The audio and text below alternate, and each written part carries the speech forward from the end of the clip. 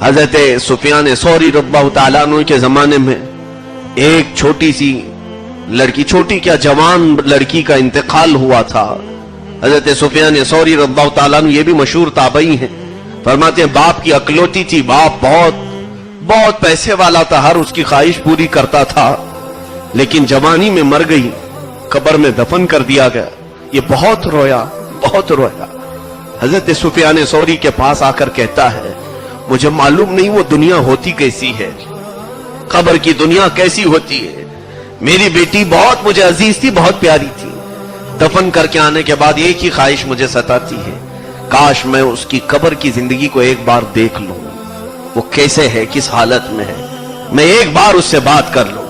حضرت سفیان ثوری رضی اللہ تعالیٰ عنہ نے کہا آج رات جاؤ، یہ وظیفہ پڑھو اور اپنی ٹوپی دی یہ پہن کر سو جاؤ۔ وہ بندہ کہتا ہے میں آیا گھر، اس امام کے بتائے ہوئی بات پر عمل کیا، ان کی ٹوپی پہن کر سویا تو فوراً میں نے دیکھا حجابات ہٹ گئے ہیں، میں اپنی بیٹی کی قبر کے پاس کھڑا ہوں اور میں نے اس کو ایسی حالت میں دیکھا کہ جس کو میں بیان نہیں کر سکتا۔ میری بیٹی کے انتقال کو ایک ہی دن ہوا تھا، لیکن وہ ننگی پڑی ہوئی تھی، اس کے جسم پر کوئی لباس نہیں تھا، حد تو یہ ہے کہ اس کا سر اتنا بڑا کہ پہاڑ کی شکل اختیار کر گیا، بہت بڑی اور بھیانک شکل بنائی گئی۔ میں نے بیٹی سے پوچھا کہ اے بیٹا تیرے ساتھ یہ کیا معاملہ ہوا ہے؟ وہ زار و قطار چیخنے لگی اور کہنے لگی ابا جان تم نے ہر میری خواہش پوری کی، یہ دیکھو جو میں اپنے بال کھلے رکھ کر باہر گھومتی تھی، فرشتوں نے میرے سر کو پہاڑ کے جیسا بڑا بنایا اور میرے ہر بال کو درخت کی جو جڑیں ہوتی ہیں ان جڑوں کی طرح بنایا، اور ایک فرشتہ ایک جڑ کو کھینچتا تھا، جیسے میرے ایک بال کو کھینچا تو میرے سر میں گڑھا پڑ جاتا تھا، جیسے کسی درخت کے جڑ کو ہلائیں تو پوری زمین ہل جاتی، کھڈے پڑ جاتے ہیں۔ میرے ایک ایک بال کو اتنا بڑا بنا کر کھینچا گیا، میرے سر میں گڑھے پڑ گئے، اور ایک فرشتہ آیا میرے لبوں کو، میرے ہونٹوں کو دیکھ کر کہ میں رنگ لگایا کرتی تھی، اس کو اس فرشتے نے آگ کی کینچی سے کاٹ دیا۔ آپ دیکھیں کہ صرف میرے دانت دکھ رہے ہیں اور کچھ بھی نہیں دکھ رہا ہے، میرے جسم پر اب ہونٹ نہیں ہے، میرے چہرے پر صرف میرے دانت نظر آ رہے ہیں۔ وہ کہتی جا رہی تھی کہ میرے جسم کو میں نمائش کے لیے تیار کرتی تھی، میں لوگوں کو دکھانے کے لیے، زیب و زینت کے لیے تیار کرتی تھی۔ ابا جان کچھ ایسے فرشتے آئے جنہوں نے میرے کفن کو بھی ہٹا دیا اور مجھے دوزخ کا لباس سب سے پہلے پہنایا گیا۔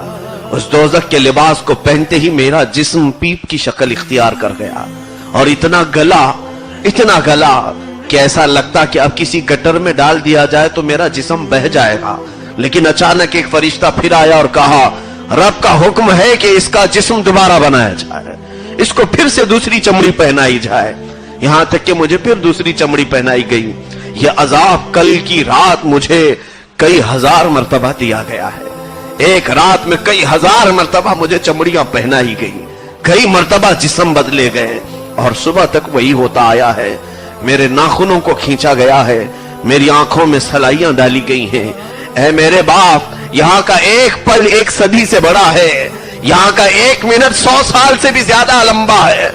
آپ شاید مجھے کچھ قرآن پڑھایا ہوتا، آپ نے کچھ مجھے اللہ اور اس کے رسول کی باتیں سکھائی ہوتی تو میں ان ملائکہ کو کوئی تو بات کہہ کر کے بچ جاتی۔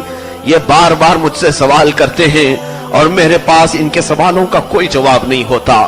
وہ باپ سنتا رہا یہاں تک کہ جب اس کی نیند بیدار ہوئی تو اس نے دیکھا کہ اس کا جسم پورا ہل رہا ہے۔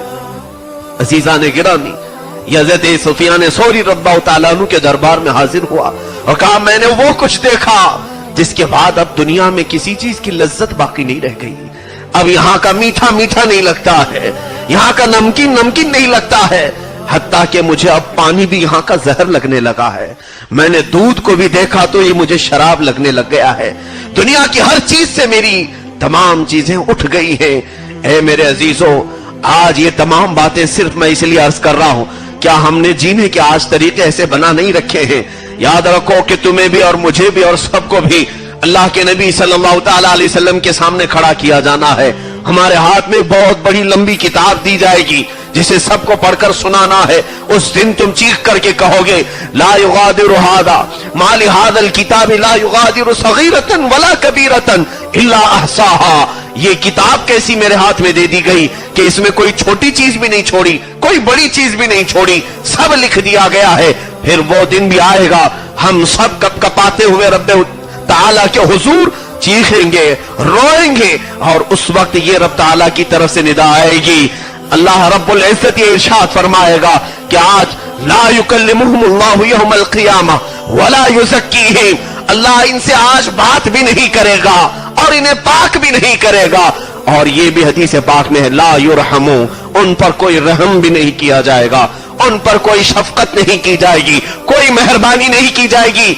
इसलिए आज वक्त के खत्म होने से पहले हमारे अइम्मा किराम ने बार बार जो हमें तंबीह की है, नसीहतें की है और फरमाया है कि तुम अपने वक्त होते हुए ही अपनी इस्लाह कर लो, अपनी तौबा पर कायम हो जाओ, अपनी नमाजों को सही कर लो इससे पहले कि तुम्हारी नमाज पढ़ दी जाए।